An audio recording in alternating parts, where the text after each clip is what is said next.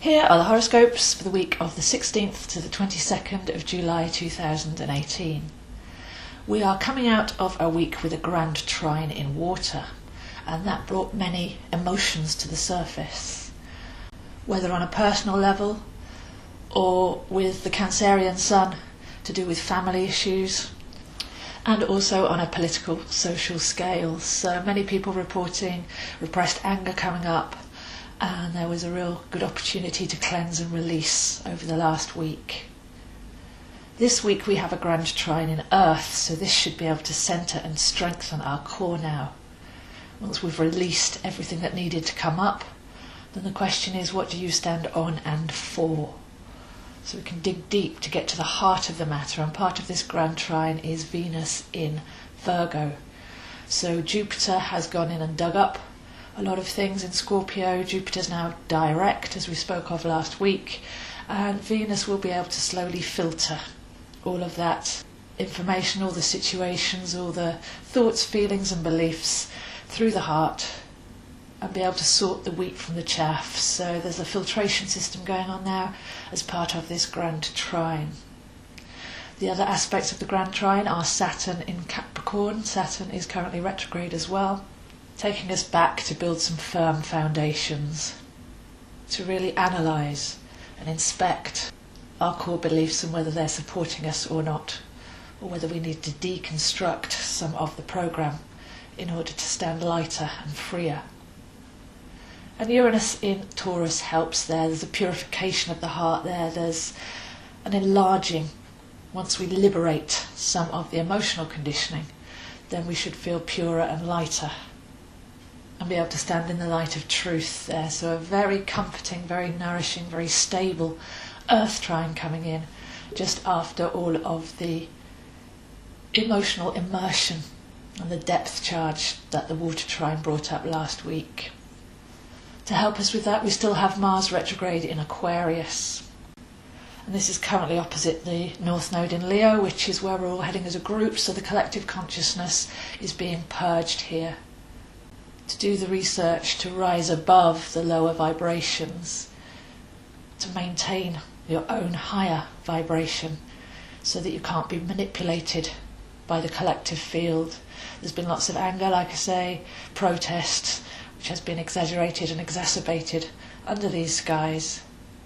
But it's up to us to keep our own vibration and to really be true to our higher selves.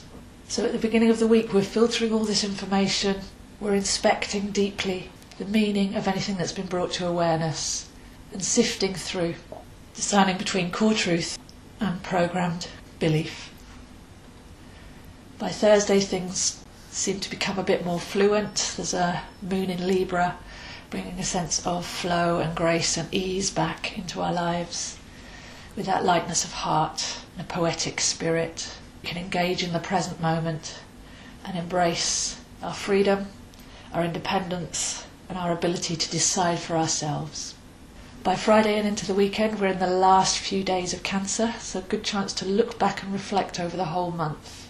The month of Cancer does bring up our emotions, but it's our duty to ourselves to decide which emotions are serving us and which ones are manipulating us, to release the latter, clearing and cleansing all the conditioning, to achieve that elegant, light-hearted, liberated feeling. Then at the end of the weekend, the sun moves into Leo. We have the moon in Sagittarius, so this comes in with a burst of spiritual fire that's burning in the furnace of our heart. We can purge out any of the residual anger. We can expand and radiate, power up and charge up for the month ahead. So a lot of focus really on our honour, on connecting to our core selves, standing in our own light and maintaining our highest vibration, regardless of all the collective emotion that's been going on and the attempted manipulation as well.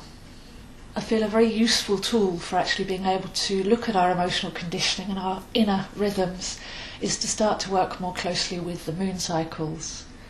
So if you keep a moon diary, you'll see that there's a pattern forming eventually as the moon spends 2.5 days in each sign and goes around the whole zodiac in a month. So working with that ebb and flow, finding the moments that you can really tune in to your intuition, and meeting the moments when you can challenge false beliefs and lower emotions is one of the gifts of working with the moon cycles. The timing to start new things and to freshen up, the chance to stop and reflect, and a moment every month when you can let go of anything that you don't want to take forwards. And we all have our own personal lunar calendar, so I do offer a moon report or a personal reading, and I also have an online course which will show you how to do this and realign to spiral time, realise your own patterns, and then how you can harness the energies to cleanse, to set intentions, and to reflect within your own personal chart, which is your soul plan. This Friday I'm running a workshop at the Light Centre in Monument showing you how to connect with your moon sign and work with it more effectively. Contact me if you're interested in that, or a one-to-one reading, or any of my up-and-coming events. My website is www.astrozo.com. My email is zoehines7@gmail.com, Facebook at Astrozo, and Instagram at zoehines7, where I post daily insights to help you be able to navigate through the week.